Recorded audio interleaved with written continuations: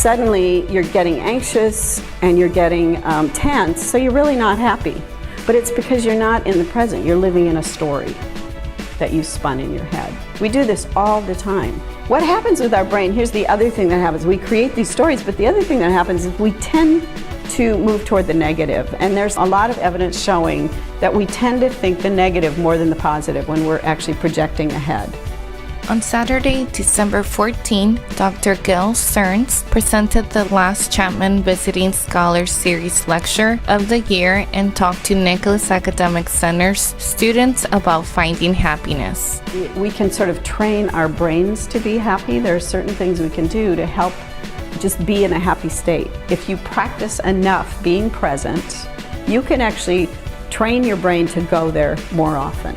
During the presentation, Dr. Stearns engaged NAC students in several exercises, each one designed to make them more mindful and aware of the present. In one exercise, Dr. Stearns simply asked students to stop, take a breath, observe, and proceed. So see how much more relaxed you are? And that was a couple minutes we just focused on the present. That's all we did. We focused on what happens in the present. We breathe. We can hear things, we can see things. In kind of mindfulness practice, those are called anchors. So your breath is an anchor. It's a way to kind of interrupt those stories in your brain and just bring you to the present. And it's amazing how it relaxes you, how quickly that happens, isn't it? Another exercise involved focusing on the weight, smell, texture, and taste of a raisin or a piece of chocolate.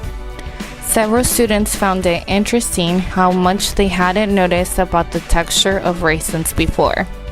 NAC student Ozzy Alcocer volunteered to participate in an exercise in which he was asked to think about something that made him happy while holding up his arm.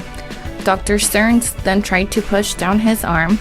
Afterward, Ozzy was asked to think of something that made him angry, and again, Dr. Stearns tried to push down his arm. Ozzy's arm appeared to go down more easily the second time, suggesting that Ozzy was less in control when he was thinking negative thoughts. Yeah, actually your body is far more in control when you're happy. Your mind is more in control with your body, and when you're joyful.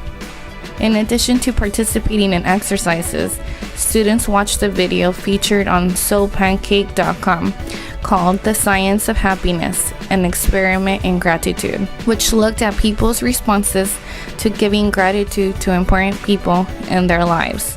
According to the video, people who expressed their gratitude saw an increase in happiness between 4 and 19%. I learned about gratitude and how you should just think about what you're thankful for, and I haven't really been doing that. And now that I learned about it, I'm going to start. Throughout the lecture, Dr. Stearns reminded students that finding happiness is an ongoing task, one that requires a focused perspective. Obviously there's pain in the world, right? We get, physical pain, there's the pain of losing someone we love, there's the pain of, heartbreak. I mean, all those things are real pain. I'm not saying there's no real pain. It's often what we do with it that makes it even worse or makes the suffering prolonged. I like the lectures because they really give you a really good lesson of many topics of what you could probably be interested in adding on to your daily life.